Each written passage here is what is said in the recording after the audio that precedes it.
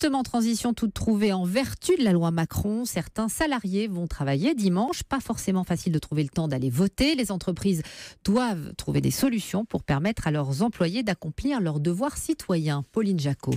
Les entreprises n'ont pas le choix. Si les employés travaillent le dimanche, ils doivent quand même pouvoir aller voter. Ça, c'est la loi. Et pour la respecter, chaque entreprise a sa méthode. À la Fnac, par exemple, on explique faire du cas par cas. Même chose dans les magasins de bricolage, Bricorama, Castorama et Leroy Merlin.